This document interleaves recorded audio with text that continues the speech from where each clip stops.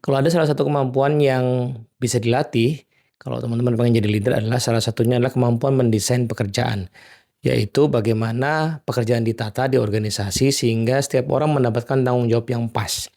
Nah, ini memang ada kaidah-kaidahnya ya, ilmunya namanya job design. Tapi yang lebih penting adalah bagaimana kita punya sensing. Berapa sih bobot yang pas buat seseorang? Ini mengandaikan kita sudah memperhitungkan banyak hal. Satu, bobot atau value nilai dari pekerjaan itu sendiri. Yang kedua adalah potensi dari anggota tim itu sendiri. Nah, bagaimana caranya pekerjaan itu kurang lebih pas dengan potensi dan kemampuannya. Karena kalau nggak pas misalnya pekerjaannya terlalu ringan untuk kemampuannya, ya dia akan mungkin enak-enakan atau mungkin merasa wah kurang nih akhirnya malah mengerjakan hal-hal yang tidak produktif. Nah, tapi kalau berlebihan ya mungkin dia nggak sanggup menanganinya lalu burn out misalnya kalau anak zaman sekarang ya.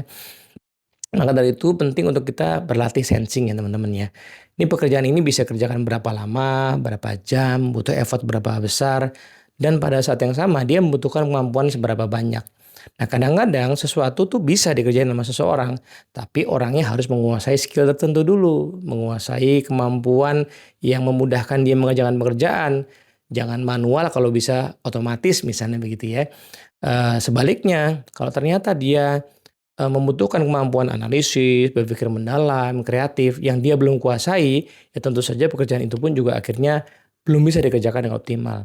Nah, untuk itu memang pekerjaan ini menarik ya, ada dua sisi. Satu sisi adalah kita mau kasih pekerjaan yang kira-kira pasti selesai dikerjakan sama anggota tim.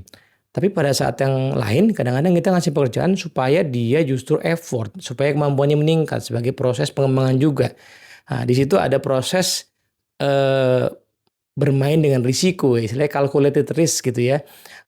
Mana pekerjaan yang wah ini saya butuh beres banget, jadi saya harus kasih ke orang yang paling pas, dan mana pekerjaan yang memang ini oke lah kalau agak-agak error dikit ya, karena tujuannya memang untuk mengembangkan tim. Nah, disitulah kita perlu juga nanti belajar tentang bagaimana kita bisa mengajak tim untuk learning on the go ya, belajar sambil mengerjakan sesuatu secara konkret.